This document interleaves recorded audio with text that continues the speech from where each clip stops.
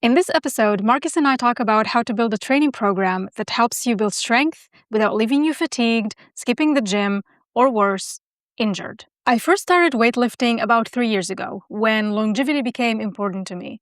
And let's face it, because I wanted to look a certain way. When I first started, and until this day, I follow a program that my partner, who's been training for years and who has a lot of knowledge when it comes to fitness and nutrition, built for me. And he also introduced me to bulking and cutting, which worked extremely well for him. Following that program, I had a lot of progress in the gym and I actually started falling in love with lifting weights. But recently, something has been shifting. The first thing was, as someone who struggled with an ED for over 15 years, going on bulking and cutting extremely challenged me. Both of these phases challenged me in very different ways, but they were a challenge nonetheless. And while I am grateful for that challenge because it made me mentally stronger and in a way it kind of supported my recovery, but the idea of alternating between these phases every couple of months between bulking and cutting for the rest of my life, because this is how long I see myself strength training, was not exciting for me, even a little bit draining. So I started looking for a different way to approach nutrition that will support my muscle building journey. And that led to the last conversation that Marcus and I had on this podcast. You can find a link to it in the show notes or up here, depending where you're tuning in from. The second thing that shifted is as I started challenging myself more in the gym and pushing myself a bit harder, taking every set to the absolute max that I could take it, my energy started taking a hit. I work out in the mornings, so what used to be a general feeling of tiredness after a workout started becoming fatigue, brain fog, inability to focus that would last me for the rest of the day. And this went on for days. By the time I would get to the weekend, all I wanted to do was just lay on the sofa and watch Netflix. Not exactly my ideal way to spend my time off. And so that led me to questioning whether there was a different way to building strength. And once again, I turned to Marcus and I asked him to take a look at my training program and tell me, why is it not working for me? What can I shift?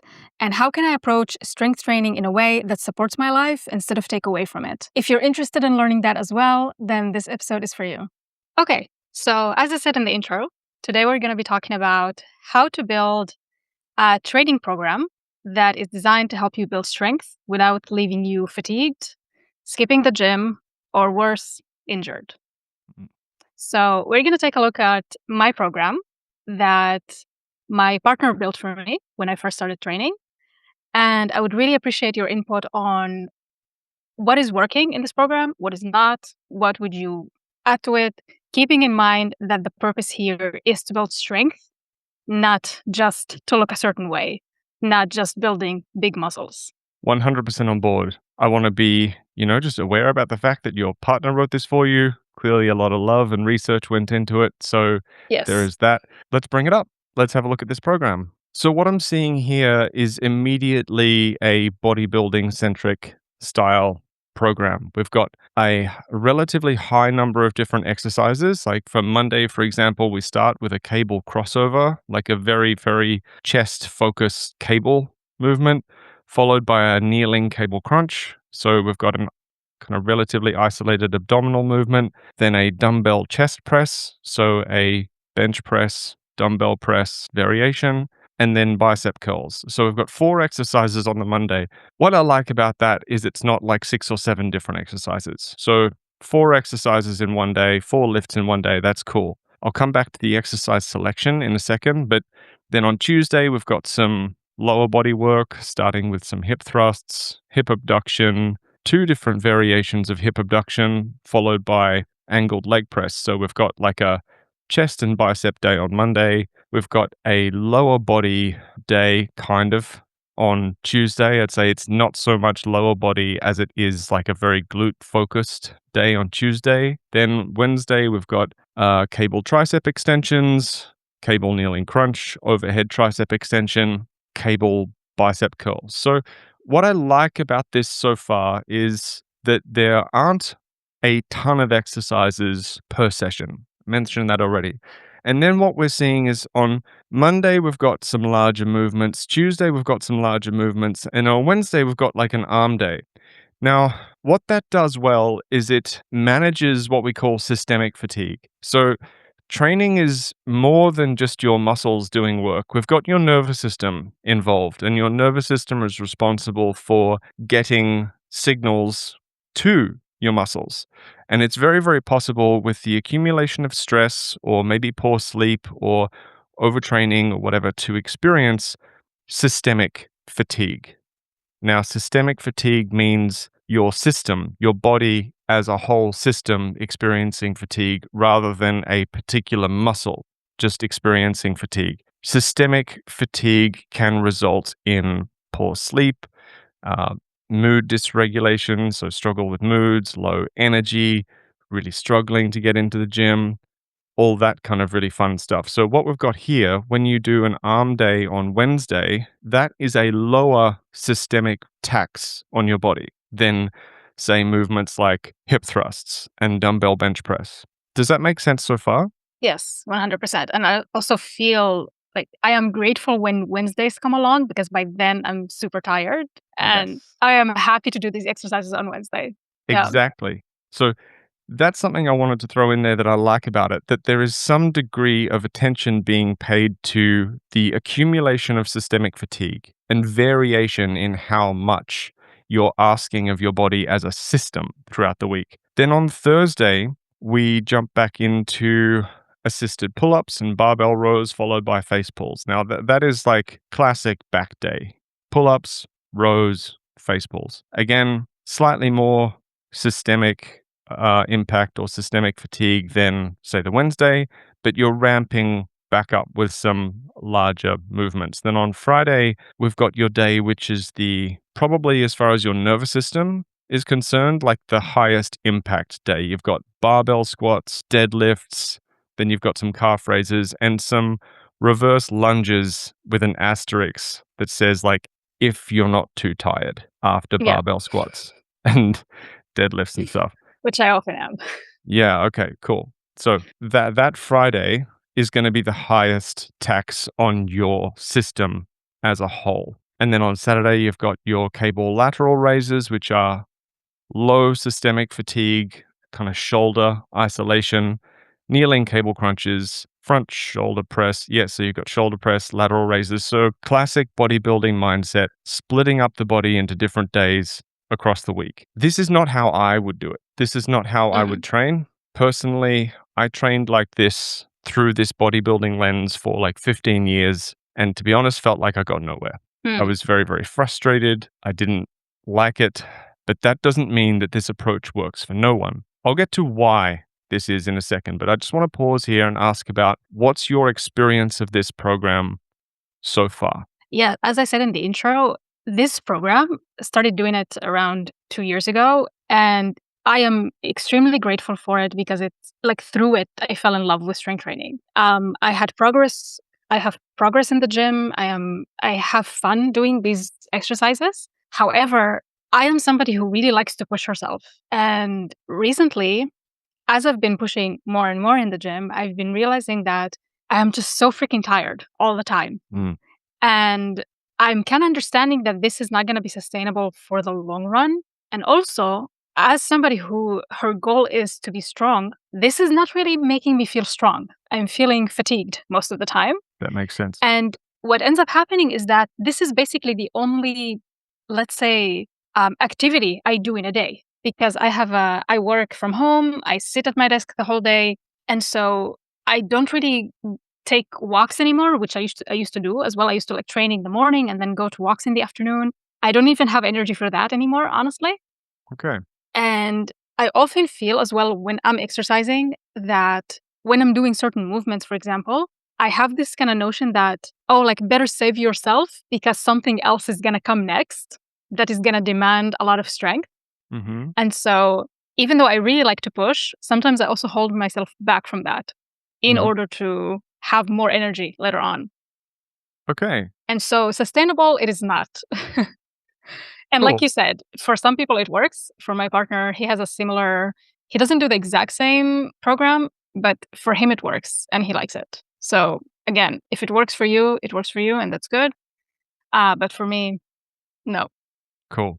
So, with all of these things, tell me about, for example, your sets and reps. Like, how do you know when it's time to increase a weight? How are you keeping track of what weights you're using on different days. Yeah, you've got the structure as far as we're doing these movements on these particular days, but then how do you know when to increase intensity somewhere? How do you know when to have a deload week, like a week where you take the intensity back for a moment? How are you making those decisions? Okay. When it comes to the amount of weights, for example, and the number of reps that I'm doing, I have an Excel sheet where I track every single thing that I do. So every exercise, I do 3 sets of that exercise.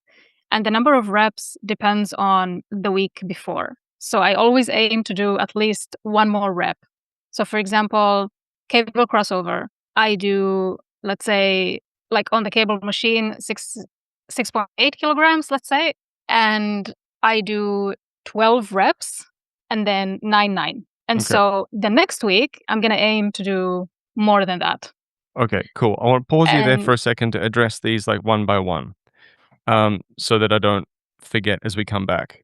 Now, progress is not going to happen in a straight line in that way. If you're expecting yourself over the course of years to add a rep every week, sooner or later, that's going to fall apart. We need to be more three-dimensional than that.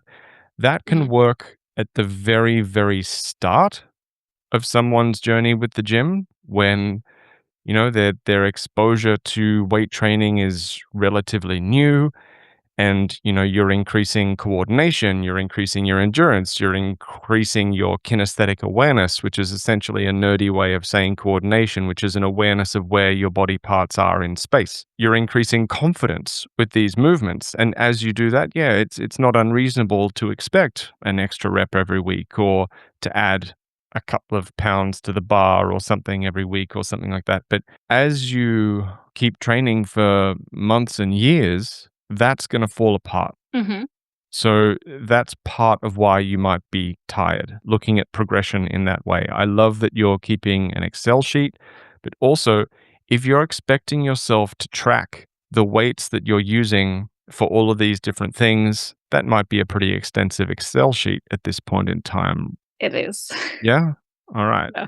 Also, when you're doing these, 3 sets of, say, 12 and 9, are you taking pretty much every set that you do during your week relatively close to failure? Mhm. I do. So, okay. That's how I know when to stop, basically. Okay, so this is really important. I know when to stop because I'm close, very, very close to the point where I literally can't do any more reps, and that's how With I proper form. yeah, with proper form, and that's how I decide when a set is over. Yeah. Cool. That is going to be tiring. Like that is going to burn you out after a while. Now, again, it's a very bodybuilding centric approach, and I want to illustrate or really make the difference clear between a strength training approach and a bodybuilding approach and how there is crossover, but bodybuilding is like, all right, let's see how much I can fatigue this particular muscle, versus strength training is how can we make the system stronger? Mm. Keep that difference in mind as we move forward. So Mhm. you're tracking these things in a spreadsheet. You're taking every set kind of relatively close to failure, which means, gun to your head, you might be able to do 2, maybe 3 more reps, but kind of not with good form. What else is going on here? How do you know when to change the intensity or include a deload week or anything like that? Deload doesn't really happen for me. Uh-huh. So when I was, and we talked about this in the last episode we did together about bulking and cutting, for example. Mhm. So when I was doing bulking, that was when I would really try to push myself even further. And when I was on the reduction, I was not deloading, but I was trying to maintain what I already was able to do when I was in the bulking period. Currently, that I am not on bulking or reduction, that I'm just trying to eat and give my body the nutrition that it needs the best that I can. I don't do deload weeks, but since I am getting stronger still, I still see increase in reps all the time. I basically increase the intensity when I don't have like any exact science for it, to be honest with you. Like when it depends on the exercise, depends on the number of reps. So for example, if I'm hitting, let's say in the cable crossover, if I'm hitting like 15 reps in every set, then I would say, okay, it's time to increase. When it comes to the squats, because it's such a hard movement for me, I do it actually lower. So, for example, when I hit 10 reps every set, then I increase the weight. So, yeah, no exact science. It's not like I know what I'm doing. Well, the thing is, I want you to know that you're already doing this a whole lot better than a lot of people. You know, you're keeping track of what's happening. You know that, all right, if I can do 3 sets of the same number of reps with this particular weight, then I can probably increase it a little bit. This is good. And I want you and your partner who wrote this program to know this. Like Okay. this is really good, but it is not a strength training program. You will experience some strength gains from this program, but this is a bodybuilding style program. If you're resonating with what we're talking about here, you might want to check out the Strong Not Starving community. At Strong Not Starving, we talk a lot about building strength through sustainability and balance, which sounds like something that you can do on your own, but in reality, it often isn't. Not when there are so many voices out there telling you what you should and shouldn't do if you want to get stronger, often contradicting each other. That's why we started the Strong Not Starving community. This is a space where exercise supports your energy, strength, and everyday life, instead of becoming your whole life, where your progress isn't measured through how you look, but how you feel, and where you learn to work with your body, not constantly fight against it. This is a space for anyone who cares about feeling strong and healthy without chasing extremes or quick fixes. As a member, you'll get access to training videos covering everything from breath and form to common mistakes to avoid, training programs, and nutrition guides. You will have weekly group coaching calls where you can ask questions and get feedback on your training, and community calls to connect with others and get support on the parts of life beyond training. We will be opening doors in a couple of months. If you would like to stay updated and receive more information, join the waitlist via the link in the show notes. When you're doing sets of 10, for example, say you're doing sets of 10 with your squat. If you do sets of 10 for the rest of your life, you'll get stronger. Like, that's fine. You know, you will increase your strength. But, you know, is it the most, I don't want to use the word optimal because I don't want people to get obsessed about optimization, but you're probably making life harder for yourself than it needs to be. Efficient, I would say. It's not the Yeah. most Is efficient. it the most efficient way to increase your strength? No, absolutely not. Yeah. So if your primary goal is strength, and bear in mind when we increase strength over time, that's going to change our physical appearance anyway. I don't want anyone who might be thinking, oh, you know, I am a little bit invested in my physical appearance. Like, if I'm honest with myself, that does matter to me a little bit. So I don't want to forget about that completely. Strength training and this other like more bodybuilding centric training, they both change our physical appearance. So that's all I'll say about that. But if you're doing sets of 10 with a squat, chances are you are squatting with somewhere between 55% and 65% of what we would call your 1 rep max. So the 1 rep max is the most amount of weight that you can do one technically proficient but very, very hard squat with. If you're doing sets of 10, you're not going to be doing sets of 10 with 80% of your 1 rep max, because obviously that weight's going to be too heavy. Yeah. So the weight that most people are able to do sets of 10 with is closer to somewhere between 55 to 65%, maybe 70%, around that area. And again, these numbers aren't final, like hard and fast, absolute rules. They're generalizations because everyone's a little bit different. That, 60 to 70, 75% range, it's more leaning towards hypertrophy. So the size of muscles, but not necessarily optimizing for strength. If you want to be optimizing for strength, we need to be lifting 80 to 90% of your 1 rep max or working towards that. So heavier weights, lower sets. Mm-hmm. That doesn't mean that there's not a place for that bodybuilding style work where we do sets of 8, 10, 12. But where this program is really letting you down is that it's a program of accessory movements. Mm-hmm.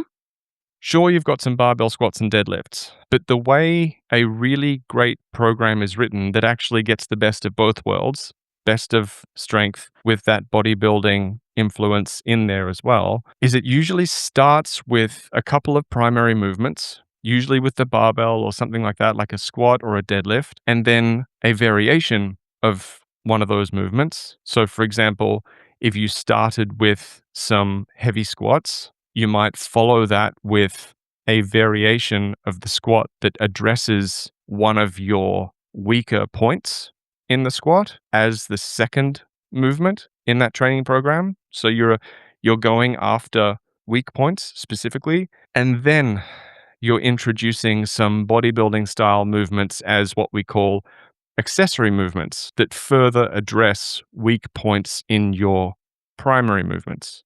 Now, this is starting to get a little bit nerdy at this point. And this is where some people start to kind of their eyes glaze over and they're like, oh, fucking really? Like, this is starting to get to be a lot. But what I'm describing there, that is how like quite advanced powerlifters train. The vast majority of people don't need to be doing that in order to be seeing great results. And by that, you mean adding the accessory workouts? Yes, exactly. Yeah. The vast majority of people do programs like this, which is a large collection of different exercises throughout the week, 3 sets of 10 to 15 reps, and then they get kind of frustrated, tired. They hit a point where they're like, maybe this isn't working as I would like. And so they try and add more exercises, or they try and push themselves harder, or they just try and do more, when really we need to be looking at a slightly different approach. This program is taking time and energy away from a select few things that are going to be a higher return on your time and energy investment. All I'm right. gonna pause there because I don't want to nerd out too much and lose everybody. So please help me out here. What questions do I need to be answering? All right. So this program, as you said, and as I'm definitely feeling, is not working. Not for the purpose of building strength, sustainable strength. I would love to know what would work. As a person who's ready to, put this program on the back shelf, say goodbye to it, what kind of approach do I need to adopt moving forward in my training? I understand that we had a bit of a conversation about this before, and I asked you, how does one go about building their program? And you said, this is actually where a good coach comes in, because one cannot build the program by themselves if they lack the knowledge, which I totally understand and respect. And we also have this nice talk about how nowadays it seems like, everybody has access to this information. There are tons of fitness influencers out there telling you what you should and shouldn't do. And I feel like on the one hand, it's nice that there's so much information out there that we can learn from. But on the other hand, there are so many contradicting voices out there that it's hard to know exactly what to do. Mm. Moreover, when your goal is not actually aesthetics, but just plain strength. Mm-hmm. Yeah. Yeah. I hear you for And sure. so I would love to know, like, as a coach, how do you approach? We're not gonna build me a program right now, because this is gonna be something very specific for me and for the way I train and for my needs and my fitness level, etc. But how do you approach about, in principle, building somebody's program? Like, if somebody just comes here to this podcast, is listening right now, they're nodding along and they're thinking, okay, I need to approach my program differently. Where do I start, basically? How do I start thinking about this? Great question. I love what you said about writing programs as well. I would often encourage people to think about writing programs very much like cooking, right? You can go on YouTube and learn how to cook basic meals. Everyone can cook eggs on toast, It's not super hard. Everyone can put a few meals together after spending a little while on YouTube, but it is often much more difficult than it might appear, despite the amount of how-to videos there are out there. There is much more nuance than you might think. And someone who is able to cook a few meals at home, you're still going to have an extremely different experience going to like a Michelin star restaurant where you're being served food by someone who's literally spent their entire life understanding cooking. This is what most people don't understand about programming. It's like cooking. You can put something together for yourself if you want, and it's going to be okay. But you're going to have a really, really different experience coming to someone who has spent 20 plus years down the rabbit hole of programming and experimenting and learning and getting mentoring. That's just what I want to put out there. And I'm not shy to put up my hand and say I'm one of those people. Programming has been a big passion of mine for a very long time, and I've been very interested in it, primarily because I spent so long, like as a young personal trainer, putting programs together based on what I've found on YouTube. And Mm-hmm. it was crap. Was I kind of in better shape than the average person or kind of stronger than the average person? Like,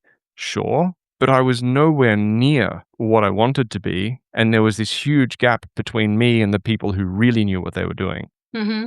I'm not going to be shy in saying, like, this is one of the areas now where I know what I'm doing. And it shows in the fact that the people I program for, they're getting PBs. What is PBs?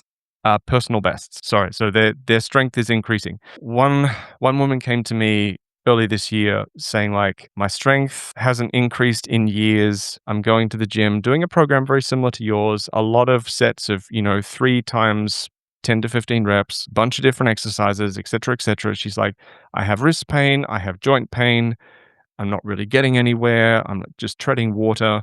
And the programming that I recommended was very challenging for her because it was very streamlined.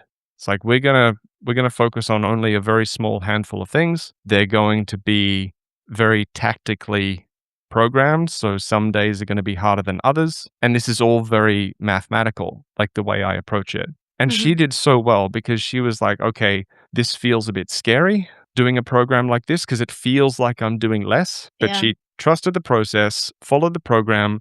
Her joint pain is all but gone, and she's stronger than she's ever been for the first time in many years. So, without sounding like I'm talking myself up too much, this is kind of what you can expect, but I want you to know it will challenge you. Mm-hmm. So, Yeah, I can already see that, like, just from saying, lowering the weights, higher weights and lower reps. I'm already like, wow, lower reps. Like that's the part I'm sticking on. And I'm thinking to myself, okay, so you mentioned a squat variation, a pull variation, and a row variation. It seems so like you're doing less. mm, And it's very like I would say like it's mostly a challenge on the ego, you know? mhm, Going in there and just not necessarily, to show like others what you're doing and whatever. Because like again, I'm in this mentality of I would say like a mindset that I've been trying to kick this past couple of months or a year, I would say even is like doing more, mm, but rather I'm coming to learn more and more that it's about actually doing less and doing very small, like a number of things right. And it's reflecting in my to-do list nowadays and now in my training as well. I know the benefits of this. Like logically, I know. It's still challenging though to think about it, but it's a challenge that I'm actually very happy to accept. Because again, if it means strength over a long period of time, like you said, without any pain, without exhaustion, without skipping the gym, and still maintaining a life basically outside the gym. This Sunday, actually, I went to play pickleball for the first time. That was so much hey. fun, by the way. Oh, Highly cool. recommend it to anybody. It's pretty cool. And in the past, like now even, I would have to, rest after that for like a couple of hours. I wouldn't be able to do anything else on my Sunday. Mm, And it is a result of training so hard in the gym throughout the week. So mhm. I would really love to have a life outside the gym. Like as much as I love strength training, as much as I love it as a hobby, and I enjoy every single minute of it, I don't want it to be my whole life. I don't want to be exhausted because of it from doing other things that I actually care about. I love that. Love that. One of the reasons I started doing a lot more conditioning and a lot more cardio and all this kind of stuff is to be able to keep up with my wife when we go on hikes without complaining about being tired and hungry and all these kind of things. So, yeah, like having a life outside the gym, great.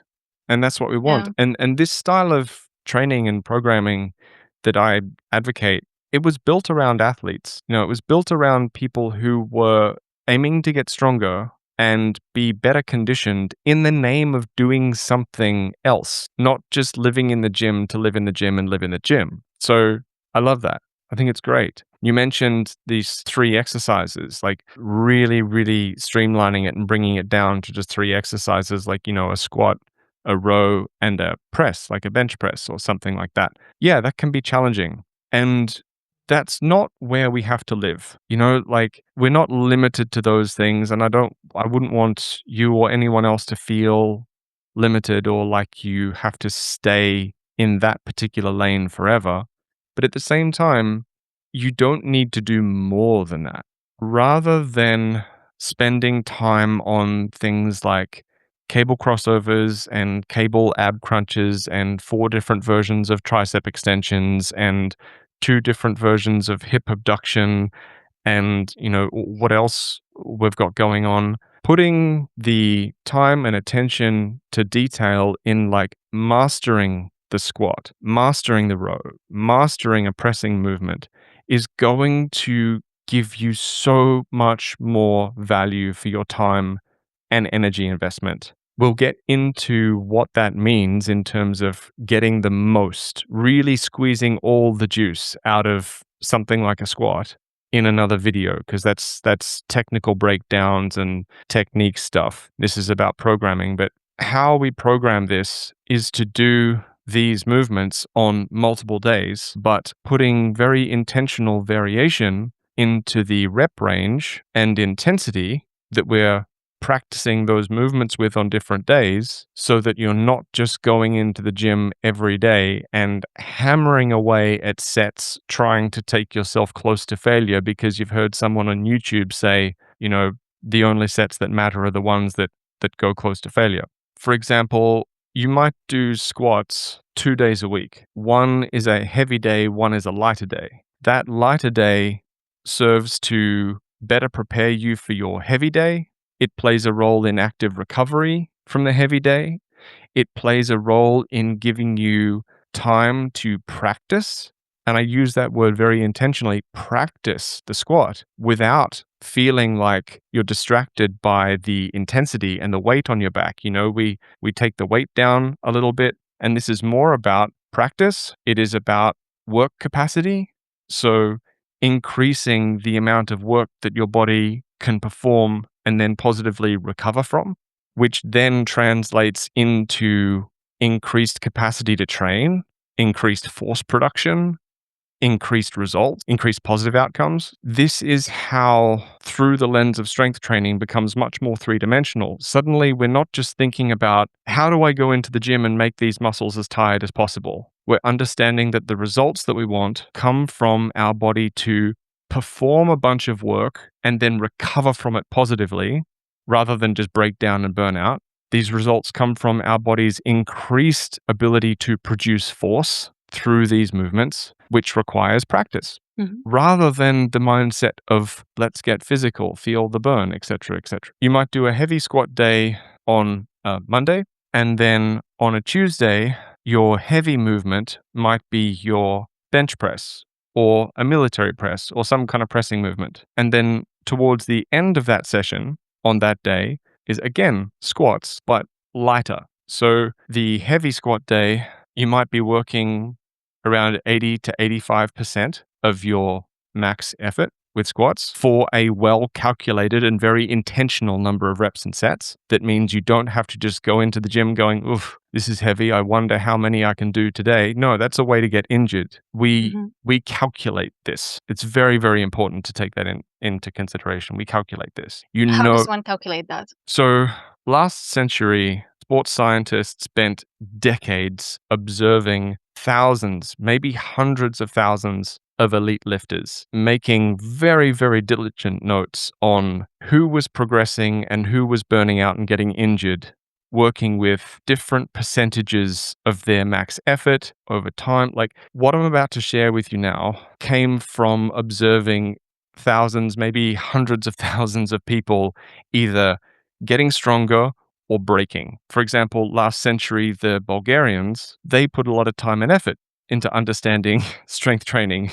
And luckily for us, unfortunately for some of those athletes, they did this just by throwing bodies at it. They're like, let's see who breaks and let's see who gets stronger and let's see what we can learn from that. So all this brings us back to the point where now we have mathematical formulas that can guide your training volume. So for example, so if you tell me that you're doing a session with 80% of your 1 rep max for a squat, for example, I can tell you, all right, during that session with 80% of your 1 rep max, we want to be completing 10 to 20 reps with that particular weight throughout that session. That doesn't mean you do one set of 10 or one set of 20. That means 10 to 20 reps in total over the course of the session, broken down into maybe sets of 3. Mm-hmm. Now, you might do a set of 3 with 80% of your 1 rep max and be like, I could have done more.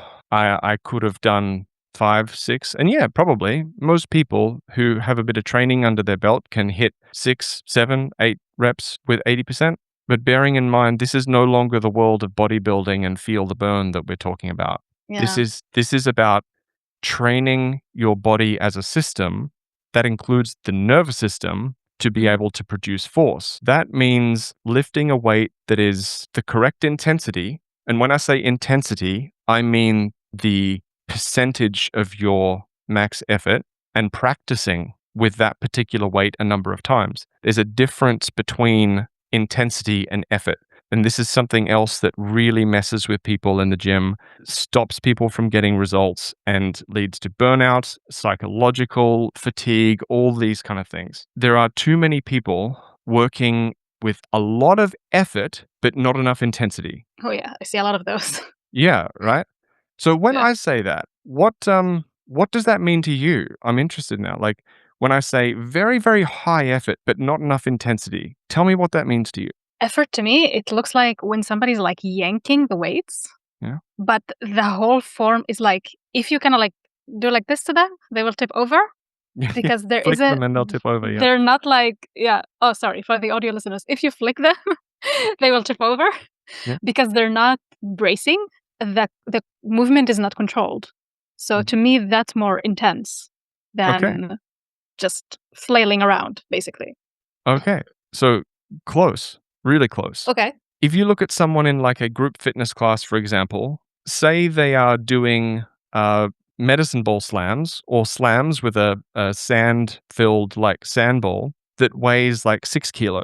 They're picking up that 6 kilo ball, lifting it overhead and slamming it into the ground and picking it up and lifting it overhead and slamming it into the ground over and over and over and over and over again for, a round of say 30 to 40 seconds. You do that for 40 seconds, your heart rate is going to be up, you're going to be out of breath like if you are slamming that ball into the ground or doing burpees or something else like that. Very, very high effort, but the intensity is better represented by the percentage of your max effort. So the most weight that you might be able to lift up from the ground, raise above your head, and then slam back into the ground again, you might be able to do that with, let's say, a 20 kilo slam ball. Mhm. If you were performing that slam ball movement with a 17.5 kilo slam ball, when the most weight that you could lift up from the ground, lift over your head, slam onto the ground is, say,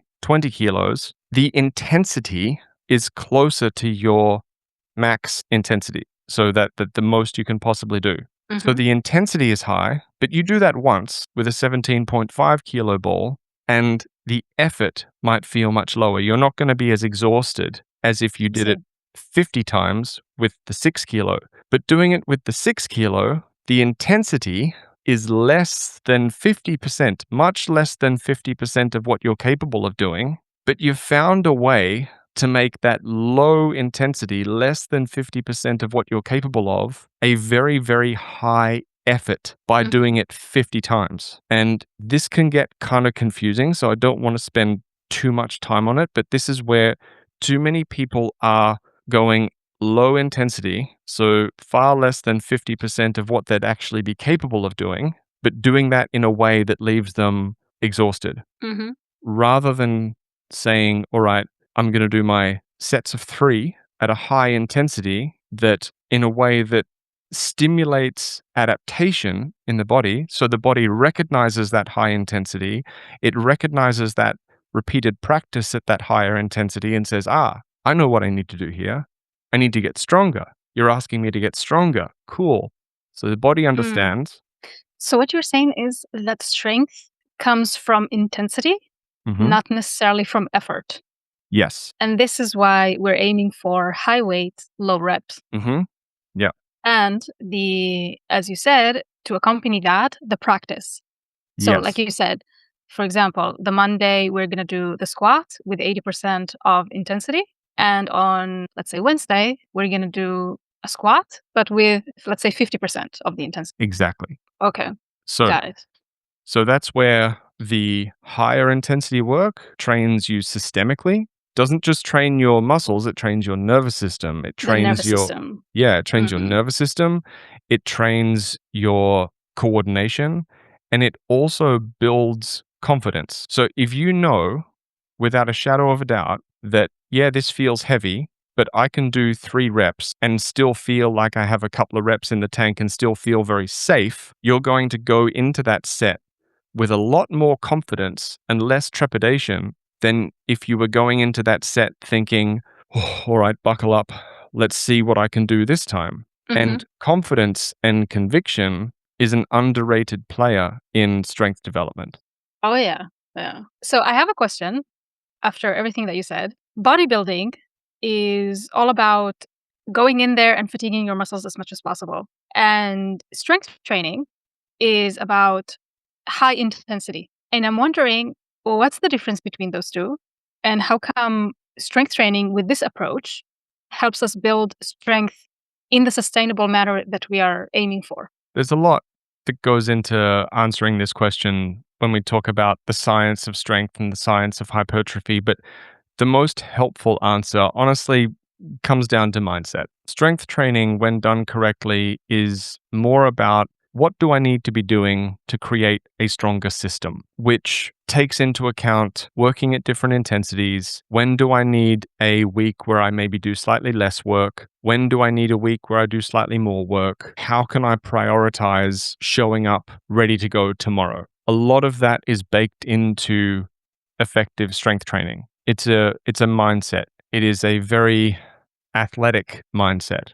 It prioritizes performance. And in order to prioritize performance, we need to be thinking about things like recovery and programming and all that kind of thing. And not to say that doesn't happen in bodybuilding, and not to say that people don't burn themselves out strength training, because oh my God, they do. But one of the philosophies that is really baked into bodybuilding is this idea of like, feel the burn, you know? Hmm. It's Yeah. very much about going into the gym, often doing sets that are slightly longer than strength sets, taking those sets kind of close to failure, looking in the mirror for progress. Hmm. And to be honest, that burns people out. I could go, like, it's possible to burn yourself out and injure yourself doing bodybuilding or strength training. Fuck, it's possible to injure yourself playing golf. Yeah. But but like in my experience at least, the mindset that is often attached to bodybuilding being looking in the mirror for progress, focusing on how hard you can work particular muscle groups, feeling like unless I've pushed myself really close to failure,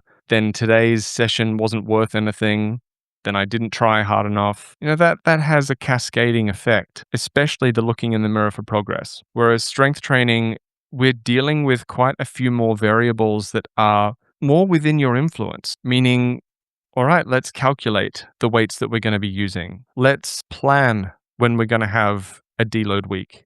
And again, there are going to be bodybuilders out there who do this too, but there are key mindset differences that translate into physical and psychological burnout that I see happening more with bodybuilding than I do with people who take the strength training approach very methodically, understanding what they're doing, and bringing a mindset of practice rather than looking in the mirror to decide whether or not I'm doing well. So, what I'm kind of like getting from this is that the intention behind strength training is the contributing factor essentially to the life that we're looking for here. The fact that we are actually looking for a certain way of living that is about strength and about life outside the gym usually leads people to actually want to delve in strength training rather than bodybuilding, let's say. I'd say so, yeah. As much like we could get a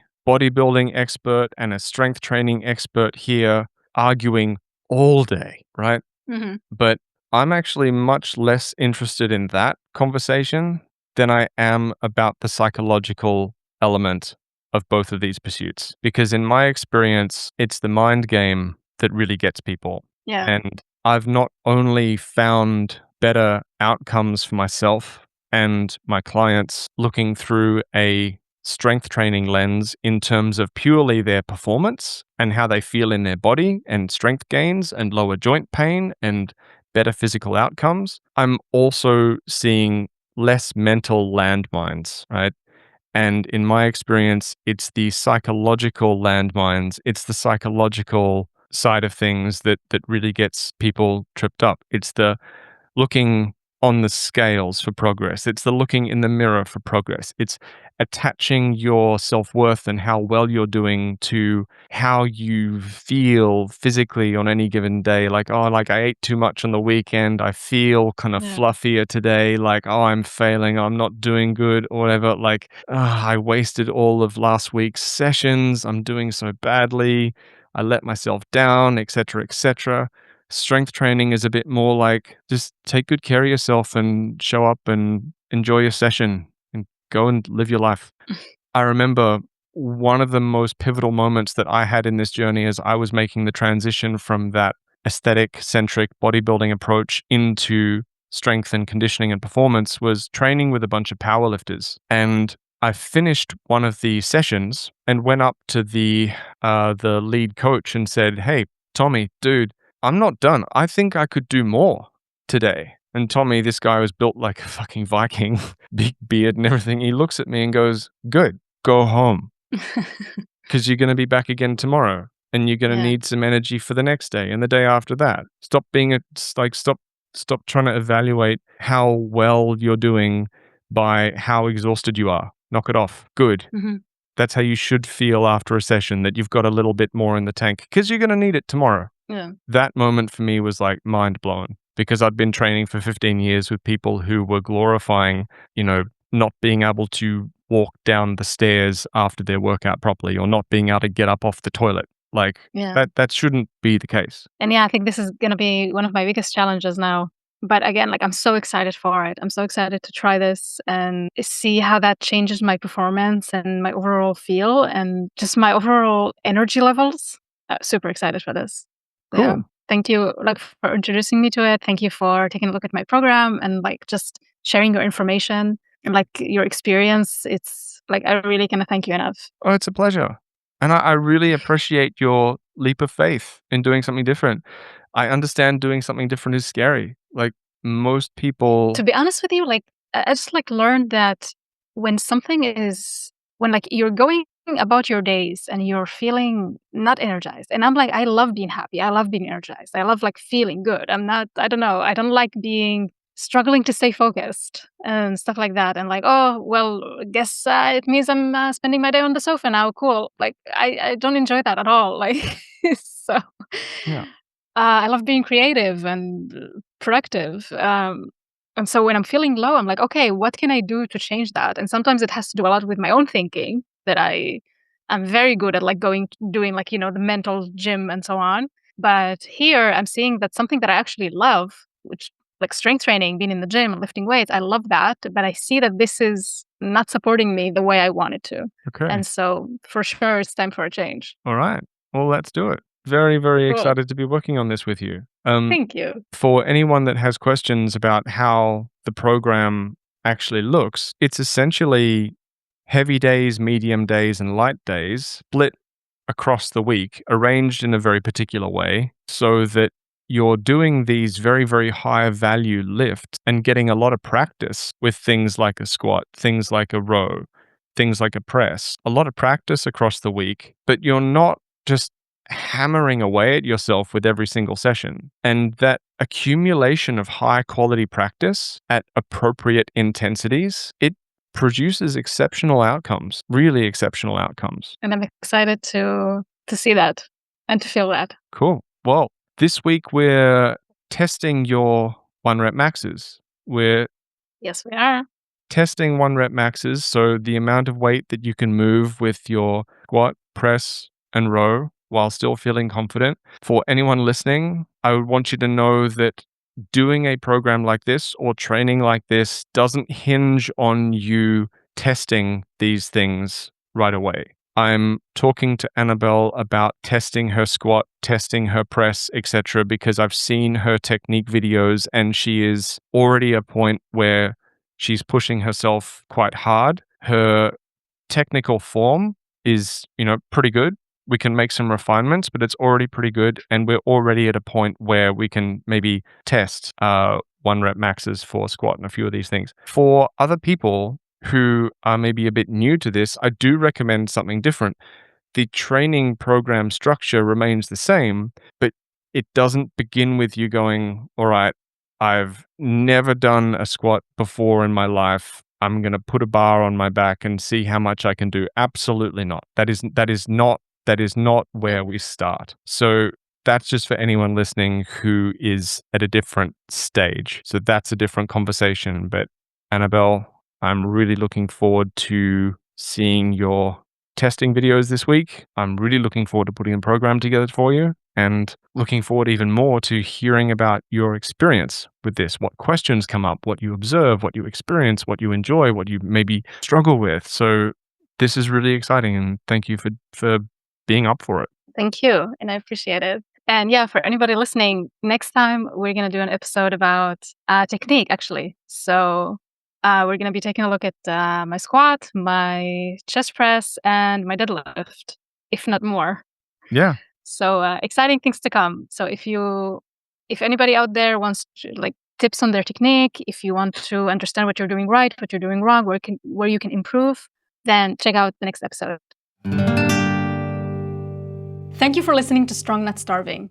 If you like this episode, you can support us by following or subscribing and leaving a review. It will help get the podcast in front of more people. If you have any questions or feedback, let us know in the comments. We would love to hear from you. And if you would like to stay updated and receive more information about the Strong Not Starving community, join the waitlist via the link in the show notes.